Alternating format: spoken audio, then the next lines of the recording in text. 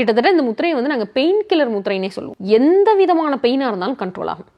இதோடு சேர்த்து இந்த 2வது விரல் இருக்கு இல்லையா, இது ஆகாயத்தை குறிக்கிறது. இந்த 2ஐயும் மடக்கி கட்டவரில் வச்சு அழுத்திட்டோம் அப்படின்னா இந்த முத்திரை பேர் சூன்ய வாயு முத்திரைன்னு பேர். எந்த உடலில் உள்ள எந்த பகுதியில் உள்ள மதமதப்பான பெயின், சும்மா நார்மல் பெயினோட ஒரு மதமதப்போட கூடிய பெயினை வந்து கண்ட்ரோல் பண்ணக்கூடியது. இன்னொரு விதமான பெயின் இருக்குது. என்ன அப்படின்னா பாயிண்டட் பெயின். இப்போ தலையில் வலிக்குதுன்னா இந்த இடம் மட்டும் ஒரு சின்ன காயின் அளவுக்கு ரவுண்டடாக பாயிண்டடாக இந்த இடம் மட்டும் வலிக்குது. நெஞ்சில் வலி இருக்குது, ரவுண்டடாக இந்த இடம் மட்டும் வலி இருக்குது. வயிறில் வலி இருக்குது, இல்லை மூட்டில் எங்கேயோ கரெக்டாக ஒரு லொக்கேட்டட் பெயின்னு சொல்லுவோம்.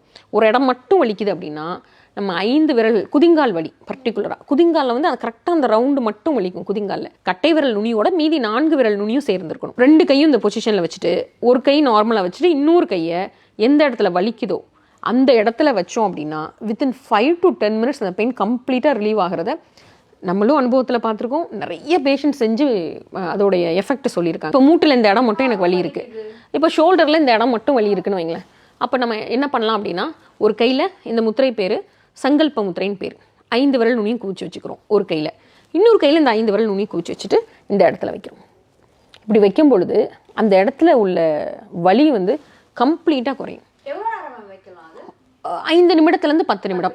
எனக்கு தெரிஞ்ச 5 நிமிடத்துலேயே வலி குறைஞ்சிரும். குதிங்கால் வலியெல்லாம் ஒரு 5 minutesலேயே குறைஞ்சிரும். குதிங்கால் வலி பல வருஷமாக இருக்கவங்கலாம் இந்த முத்திரை 2 கையிலும் 5 விரலை கூச்சி வைக்கிற இந்த முத்திரை பண்ணுறது மூலமாக கம்ப்ளீட்டாக குதிங்கால் வலியை விட்டு வெளியே வந்திருக்காங்க. Healthy and happy life style சித்த மருத்துவ அடிப்படை அப்படின்னு பார்த்தோம்னா நமக்கு வந்து திரையர் ஒரு லிஸ்ட்டே கொடுத்துருக்காரு. என்ன அப்படின்னா நம்ம வாழ்வியல் முறையில் அடாப்ட் பண்ண வேண்டிய சில பழக்கங்கள், மேபி நம்ம விட்டுருந்தா கூட திரும்ப நம்ம வந்து அதை உணவு, ஓய்வு, அதாவது உறக்கம், நம்முடைய வாழ்வியல் நடைமுறை, இந்த 3 விஷயத்தில் வந்து சின்ன சின்ன மாற்றங்கள். இப்போ பார்த்தோம் அப்படின்னா உணவு அளவோடு நேரத்திற்கு நம்ம உடல் தன்மைக்கேற்ற உணவு அதை நம்ம பார்த்தோம். இப்போ அது மாதிரி உறக்கம், நம்மளுடைய தூக்கத்தின் அளவு, இதுவும் திரும்ப வாதப்பித்த உடலுக்கு ஏற்ற மாதிரி மாறும். என்ன அப்படின்னா அதில் கழிவு நீக்கம் வந்து ரொம்ப முக்கியமானது.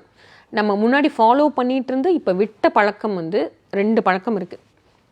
6 மாதத்திற்கு ஒரு முறை, சித்த மருத்துவத்தின் படி 4 மாதத்திற்கு ஒரு முறை பேதிக்கு மருந்து எடுக்கணும்.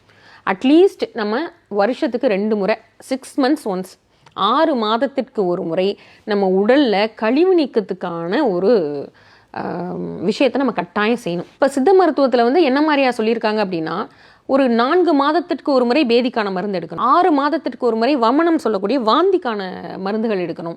அதே மாதிரி நம்முடைய வாரத்துக்கு 2 முறை வந்து நம்ம வந்து எண்ணெய் தேய்த்து குளிக்கணுன்றத ரொம்ப அடிப்படையான விஷயமா சித்த மருத்துவத்தில் வந்து சொல்கிறாங்க.